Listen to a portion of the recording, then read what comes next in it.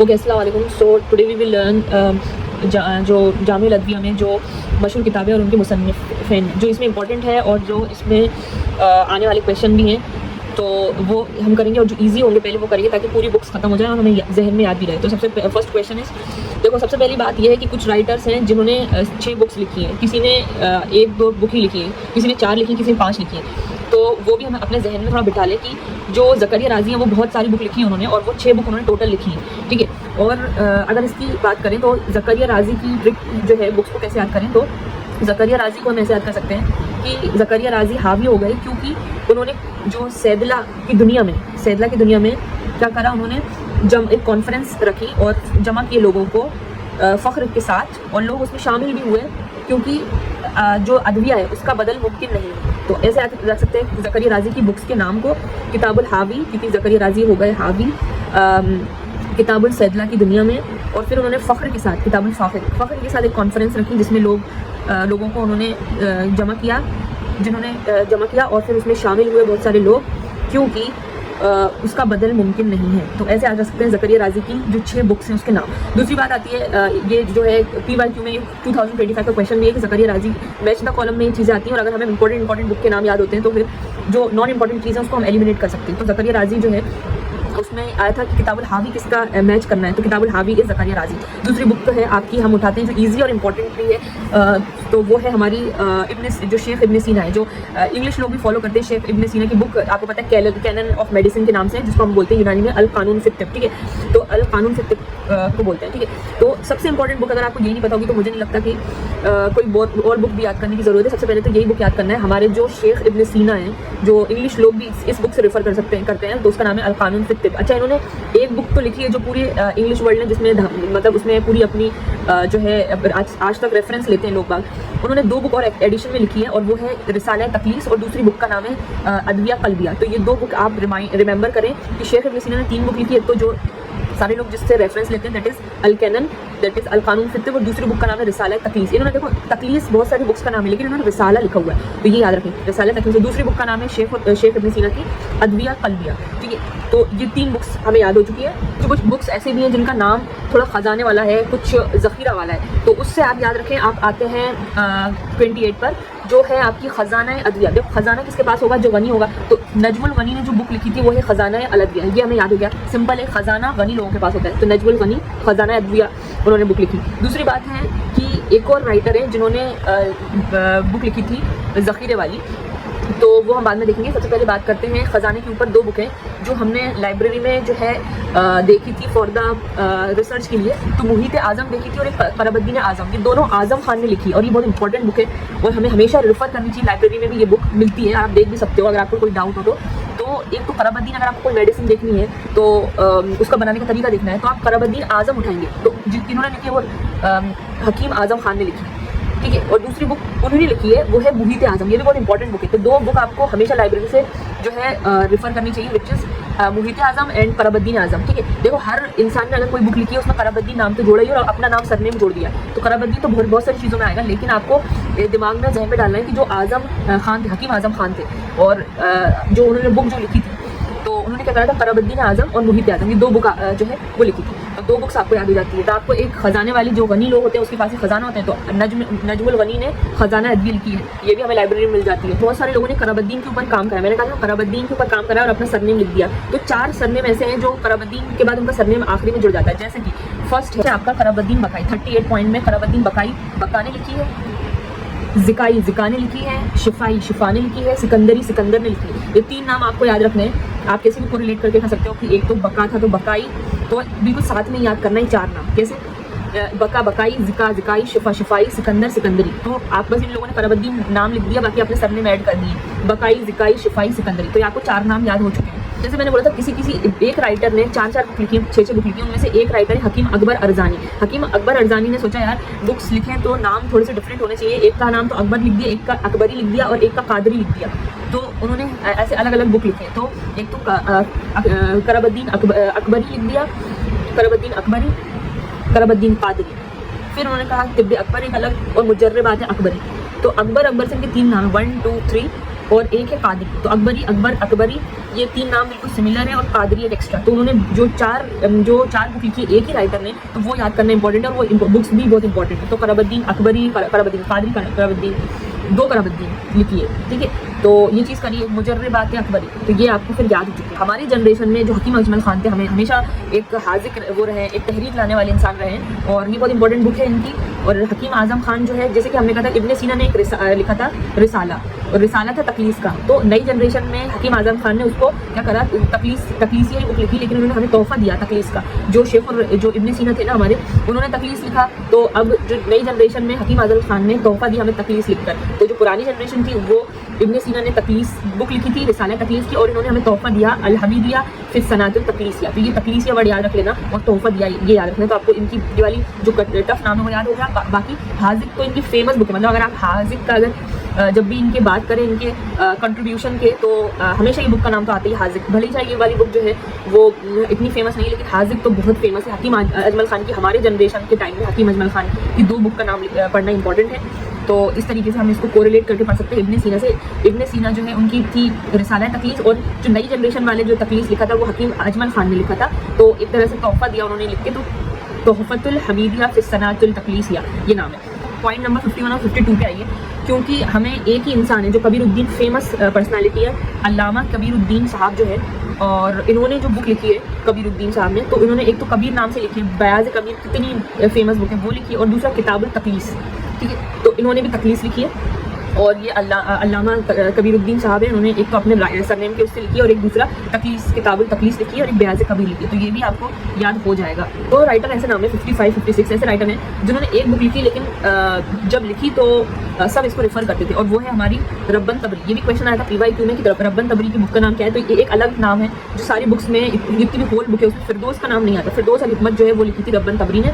और आपको पता है हमारे जो यूनानी के सर्जन थे अबुल कासिम ज़हरवी, तो उन्होंने जो बुक लिखी थी उसको कैसे भूल सकते हैं, वो है किताबुल तसरीफ़, ठीक है। कंपाइलेशन लिखे बहुत सारे उन्होंने, तो याद रखें कि अबुल कासिम ज़हरवी को हम नहीं भूल सकते, उनकी बुक का नाम है किताबुल तसरीफ़, और ये बहुत इंपॉर्टेंट नाम है जो मैंने बताया है, और ये क्वेश्चन पेपर में भी रिपीट हो चुका है। तो ये चीज़ है। अच्छा, एक तो था ख़जाने वाला जो राइटर थे, उनका नाम था ख़जानुल अदविया, जो नजमुल गनी जो थे बहुत ज़्यादा गनी, उनके पास था ख़जाना। एक और राइटर है जिन्होंने लिखा था ज़ख़ीरा ख़वारिज़म शाही, जिनके पास ज़ख़ीरा है, तो ज़ख़ीरे के लिए क्या करती है उन्होंने जान दे दी, जुर्जानी, इस्माइल जुर्जानी से आप इसको ऐसे याद कर सकते हो। तो आपके पूरे टोटल राइटर हो चुके 28। ये हम कोई थ्योरी पढ़ते हैं कि इन्होंने ये थ्योरी दी, तो मजूसी और मसीह का नाम साथ पढ़ते हैं, और इनकी फेमस बुक भी है कि जो मजूसी आपको पता है कि वो प्रे करते थे, सन की गॉड मानते थे, तो एक उनकी अलग स्टोरी है। लेकिन जो इब्ने अब्बास मजूसी, जब भी मजूसी का नाम आता है साथ में मसीह का नाम आता है, दोनों थोड़े से अपने नज़रिए में थोड़े सिमिलर रहे हैं, तो इसलिए इन दोनों का नाम साथ में आता है, मजूसी मसीह तो पता है आपको 100 बुक, जो एक बुक है बुक ऑफ 100 वो उन्होंने दिया, यानी कि माए मसीह, माए मतलब ही 100 होता है। और एक मजूसी साहब जिन्होंने कामिल सनात ये बुक दी है, जो जिल्द 2, ठीक है। तो ये बुक याद रखें, मजूसी और मसीह को एक साथ याद रखें। मजूसी इट इज़ कामिल सनात, और जो आपकी मसीह है वो जो 100 वाली जो बुक है वो है मसीह वाली। तो आपकी बुक अब टोटल हो चुकी है 30 बुक आप याद कर चुके हो। फेमस बुक है। इस राइटर का नाम थोड़ा सा डिफरेंट है, लेकिन आपको लगेगा ये ख़त्म हो गया राइटर का नाम, लेकिन फिर से स्टार्ट हो जाता है। वो है गनम जो है उसमें जो नू बिन मंसूर अल हसन कमरी, तो जो मंसूर साहब है उन्होंने ये बुक दी थी गनमना, ठीक है। तो ये हम लाइब्रेरी से रेफ़र भी करते हैं फॉर रिसर्च के लिए, तो ये अच्छी बुक है और इसमें बहुत से टॉपिक भी मिल जाती है। तो नू बिन मंसूर इसका नाम याद रखना। अब आपकी हो गई टोटल 32 बुक्स। तो बढ़ने से पहले एक रिवाइज कर लेते हैं कि जो ज़करिया राज़ी जो सबसे ज़्यादा 6 बुक जिन्होंने दी थी वो है ज़करिया राज़ी। और ज़करिया राज़ी को बताया था कि ज़करिया राज़ी जो है वो हावी हो गए सैदला की दुनिया में, और इसलिए उन्होंने फ़ख्र के साथ एक कॉन्फ्रेंस रखी जिसमें लोगों को जमा करा। कॉन्फ्रेंस में लोग बाग शामिल हुए क्योंकि अदविया का बदल नामुमकिन है, ऐसे याद कर लिया। फिर दूसरा अपन ने शेख इब्ने सीना जो बहुत फेमस पर्सनालिटी है, जिसको इंग्लिश लोग भी रेफरेंस के तौर पे बुक इस्तेमाल करते हैं, विच इज़ अल-कैनन यानी कि अल-क़ानुन फ़िक्र, जिसको हम जो रिसाला तकलीस भी दिया और अल-अदविया क़ल्बिया, ये 2 बुक उन्होंने दी। और एक रिसाला वाला जो था वो हमने हकीम अजमल खान थे, उन्होंने भी रिसाला लिखा, लेकिन उन्होंने तोहफ़े के साथ लिखा अल-तोहफ़तुल हमीदिया फिर सनातुल तकलीसिया, ये तकलीस उन्होंने बुक का नाम लिखा थी। ख़जाने वाली बुक। और जो हकीम आज़म खान है उनकी तो बुक थी, हमें पता है हकीम आज़म खान के हमने कितने रेफरेंस लिए थे, मुईत आज़म से और कराबुद्दीन आज़म से। ये 2 बुक तो बहुत मतलब आपको एज इट इज़ याद होनी चाहिए। तो हकीम आज़म खान का नाम सुन के ही मुईत आज़म कराबुद्दीन आज़म होना चाहिए। और एक ख़जाने वाली बुक थी। ख़जाना किसके पास होगा? गनी लोगों के पास, तो नजमुल गनी। और एक था इनका ज़ख़ीरा। तो ज़ख़ीरा जो था वो था आपका ज़ख़ीरा था किसका? जुर्जानी का, जिन्होंने ज़ख़ीरे के लिए जान दे दी, दैट इज़ इस्माइल जुर्जानी। अच्छा, और जो हमारे आपको बताया कि जो हकीम अजमल खान थे, उनकी 2 बुक थी। उन्होंने क्या करा था कि एक तो उनकी जो फेमस बुक थी हाजिक, और दूसरी बुक जो थी उन्होंने तोहफे में दी थी हम लोगों को तकलीस के नाम से। और फिर जो 4 राइटर के नाम मैंने बताए थे कि उनके सरनेम जैसे बकाई है नाम, एक का ज़िकाई, एक का शिफाई, एक का सिकंदरी, ये 4 बुक का नाम आप याद कर लो तो आपकी फिर टोटल 28 बुक्स हो जाती है यहाँ मिला के। और ये हमने हाँ रब्बन तबरी का क्वेश्चन आ चुका है PYQ में, क्योंकि उन्होंने एक डिफरेंट बुक दी थी, इंपॉर्टेंट है, डिफरेंट है, और जो है एक ही बुक है। तो फिरदौस अल हिकमत जिसका नाम है, ज़हरवी ने भी एक ही बुक दी थी, अबुल कासिम ज़हरवी किताबुल तसरीफ, जो बहुत इंपॉर्टेंट है, सर्जरी का जो है इन्होंने दिया था, और तसरीफ इनकी बुक का नाम। मजूसी साहब को तो मसीह को साथ में पढ़ते हैं, मजूसी साहब ने दिया था कामिल सनात, जबकि मसीह ने 100 वाली बुक दी थी, जिसमें 100 अरबी में बोलते हैं माँ, तो बुक का नाम भी यही है, माँ और मसीह। और फिर उसके बाद हम आते गनमना, जो हमने लाइब्रेरी से रेफरेंस किए, जो बुक खोलोगे आप गनमना तो आपको कोई सा भी टॉपिक इसमें बहुत आसानी से मिल जाता है, जो कि दिया था नू बिन मंसूर साहब ने दिया था, अल हसन खमरी, तो आपकी हो जाती है 30 बुक्स कंप्लीट। तो इंपॉर्टेंट पॉइंट्स में जो आखिरी वाला पॉइंट है ईजी भी है, आपको याद भी हो जाएगा। आप अगर सुन भी लो इस वीडियो को तो भी आपको याद हो जाएगा, क्योंकि माउल असली जब हम शहद और पानी जो है, अगर ये जो है बहुत ज़्यादा प्रैक्टिस वाला चीज़ है कि अगर आप शहद को 1 चम्मच पानी में डालते हो, 1 चम्मच शहद और 4 चम्मच पानी, अगर इसका रेशियो डालते हो तो आप बहुत सारे पेशेंट को बहुत अच्छा लगता है, और BP की प्रॉब्लम से भी काफ़ी राहत मिलती है। तो ये प्रैक्टिस वाला नुस्खा भी है, ये बुकिश ही नहीं है। तो माउल असली में शहद 1 हिस्सा पानी 4 हिस्सा होता है, माउल असली बन जाता है वो। तो माउल असली जो है प्रैक्टिस करने वाली चीज़ है, आप घर में भी कर सकते हो कि इसका रेशियो होना चाहिए शहद का 1, जबकि पानी का रेशियो 4 होना चाहिए। तो ये इसको आराम से याद कर सकते हो, BP के पेशेंट में आप इसको दे सकते हो, और बहुत अच्छा इफेक्ट आता है इसका अगर किसी को कोई डायबिटिक नहीं है तो। उसके बाद आता है माउल जुग्न की बात करेंगे। देखो माउल जुग्न जो है वो पनीर के पानी को के लिए है, और पनीर का पानी को बोलते हैं माउल जुग्न को। अच्छा, ये स्टमक के ऊपर काम करता है, जब भी कोई किसी को पेट से रिलेटेड कोई बात होती है तो हम माउल जुग्न जो है वो करते हैं। और इसमें ज़्यादातर देखो मुसिल का इस्तेमाल करा है, मुलयन का, और मुलत्तफ़ यानी कि हल्का। जब भी हल्केपन की बात आती है कि आपको लाइट फील करवाना है किसी को, तो आप माउल जुग्न आप प्रेफर कर सकते हो, पनीर का पानी। और एक वर्ड और है जिसको बोलते हैं इसके अंदर, दैट इज़ अनफेहा को भी पनीर का पानी ही बोलते हैं। तो माउल जुग्न जब आप बात करें तो पेट के लिए दिया जाता है, मुसिल है, मुलयन है, और हल्का करवाना, लाइट अगर किसी को फील करवाना है तो आप इसका फेल जो है दे सकते हैं। और उसके बाद हम आते हैं 281 पे, पनीर माया मुरक्कब अल कुव्वा है, यानी कि बहुत सारे चीज़ों में इसको दिया जाता है और देते हैं आमतौर पे लोग बाग। ये बुकिश चीज़ नहीं है, ये प्रैक्टिस करते हैं। तो इसमें जब भी आप पनीर का पानी, यानी कि आप दूध को क्या है कि आप उसको जब फाड़ देते हो तो क्या होता है, जो पानी जो होता है अलग हो जाता है, उसका जो सॉलिड पार्ट होता है वो अलग हो जाता है। तो जो पानी होता है एक तो प्रोटीन से भरपूर होता है और कोलेस्ट्रॉल को भी कम करवाता है। जब आप देखोगे इसको यूज़ करवाओगे तो आप जो है इसके फ़ायदे देखने को मिलते हैं। तो जो मिर्गी के पेशेंट हैं या कोई चीज़ मुंजमद खून जिसको पिघलाना है, मैंने कहा कोलेस्ट्रॉल लेवल को कम करता है, किसी चीज़ को पिघलाना है तो आप इसको दे सकते हो। और इसमें एपिस्टेक्सिस ने, क्योंकि इसका मुरक्कब कुव्वा फंक्शन है, तो एपिस्टेक्सिस ने जो चीज़ों को आपको रोक, जो इस हाल में आप दे सकते हो, दर्द मैदे में दे सकते हो, कुरू में दे सकते हो, अमा में, ठीक है, मुकव्वी कल्ब में दे सकते हो। तो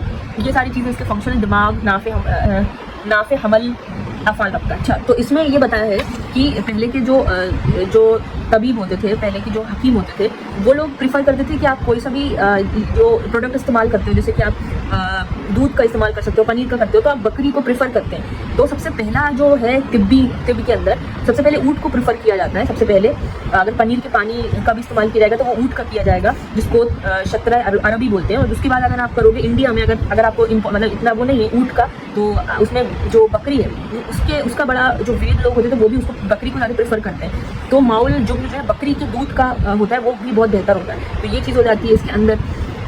तो दूसरी बात होती है कि अगर एक दवा जब दूसरी दवा के साथ मिलकर दूध जैसा मंजर पेश करे, मतलब दूध जैसा अगर दोनों दवाई को मिला और दूध जैसा दिखने लगे, तो उसको हुलेब या शीरा बोलते हैं, ठीक है। तो ये याद करने वाली बात है, इसमें समझने को कुछ भी नहीं है। 277 और 278 ये दोनों बहुत इजी चीज़ें हैं। क्यों? क्योंकि जब एक डॉक्टर कोई भी नुस्खा तैयार करता है, अगर वो करामुद्दीन के नुस्खे के अकॉर्डिंग है, तो उसको बोलते हैं दवासाजी खास या बड़ी। क्योंकि बड़ी इसलिए कह रहे हैं क्योंकि जब भी आप कोई भी नुस्खा या कभी कोई लाइसेंस लेते हो फार्मेसी में भी, तो आप ये मेंशन करते हो कि हमने कौन से बुक में से ये नुस्खा निकाल के फिर हमने इसको इस्तेमाल किया है, तो वो दवासाजी खास है और इसको बड़ी बोलते हैं। तो दूसरी बात आती है, एक छोटी दवासाजी होती है या फिर जुज़वी मतलब एक पार्ट।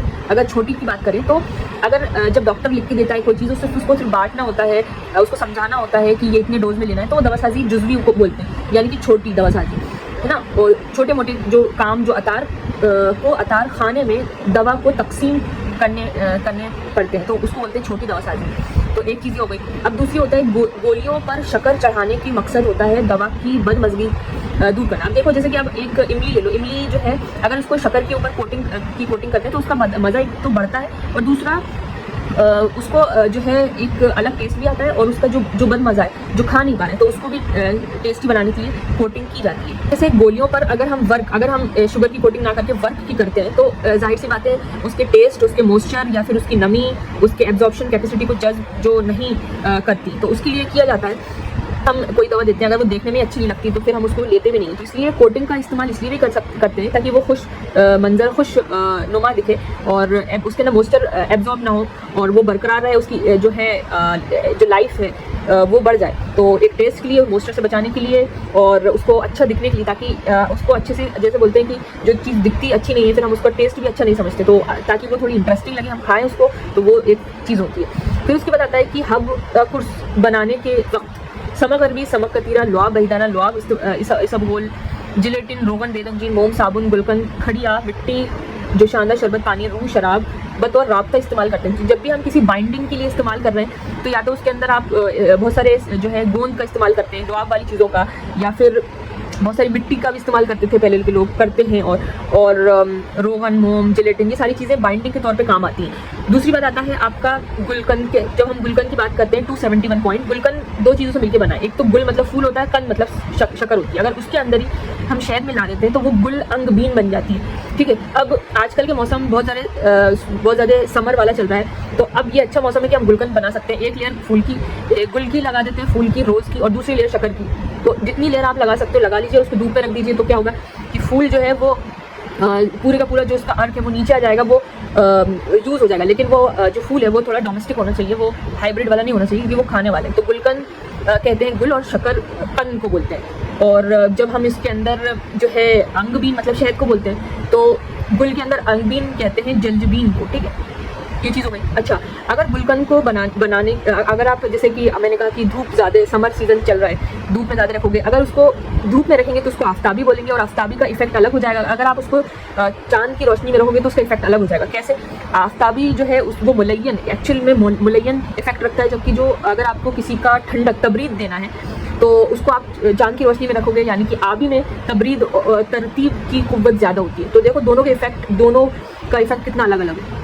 गुल अंगबीन यानी कि जो शहद आपने जो रोज़ है या गुल है कोई सा भी, और शहद का इस्तेमाल किया है, वो मुसिल और मुखरिज बलगम। आपको पता है जब भी किसी का गला ख़राब होता है तो आप उसको शहद के साथ कोई भी चीज़ लेने के लिए बोलते हैं, तो ये मुखरिज भी है और प्लस मुसिल भी है। अब आता है पॉइंट नंबर 269 और 270, फिर खत्म करें। 269 पॉइंट है कि देखो जब हम क़िवाम की बात करें, अगर आप कोई सा भी शरबत ले लो, लऊक ले लो, माजून ले लो, अगर एक शरबत लेते हो जैसे शरबत एजाज लिया, अगर आपने कोई सा लऊक लिया, फेमस सबिस्तान ले लिया, उसकी कंसिस्टेंसी सोचो कैसी थी, शरबत एजाज की कंसिस्टेंसी कैसी थी, और एक माजून ले लो, चाहे वो जोगराज गोगल ले लो, तो अगर आप माजून की आपने अपनी कंसिस्टेंसी देखी होगी, बहुत ज़्यादा थिक होती है, लऊक की थोड़ी उससे कम होती है और शरबत की बिल्कुल ही कम होती है। तो इसी का सीक्वेंस है कि जो शरबत है उसका तार एक होता है, दयाकूज़ा या लऊक का जो इस्तेमाल होते हैं सद्र में, तो उनका जो तार होता है वो 2 होता है, माजून का 3 होता है। तो उसकी जो लऊक है, दयाकूज़ा है, ये बीच में है, यानी कि ये शरबत से गाढ़ा है लेकिन माजून से पतला है, तो ये बीच में आप देखते हो इसको। फिर हम बात करते हैं कि किस किस डिसीज़ में लऊक का इस्तेमाल होता है, तो अमराज सद्र में, हलक में और मरी में। आपको पता है बहुत फेमस है कि जब भी खांसी या कुछ वो होता है सद्र की प्रॉब्लम, तो हम लऊक को प्रेफर करते हैं, लऊक सबिस्तान वगैरह, खयाश अंबर। नेक्स्ट वीडियो में जो हमारे पीवैक की छूट गए थे और जो हमारे रहबर मौले जाते हैं वो जो छूट गया है पार्ट और उसूल थे वो भी कवर करेंगे, ताकि जल्दी जल्दी कवर हो जाए और फिर जल्दी से ख़त्म हो जाएगी चीज़। और फिर हम नेक्स्ट जो भी हमारा डर्मा वाला है और जो आई वाला पोर्शन है वो भी है, तो उसको भी जल्दी से कंप्लीट करके ख़त्म करते हैं। Thanks for watching.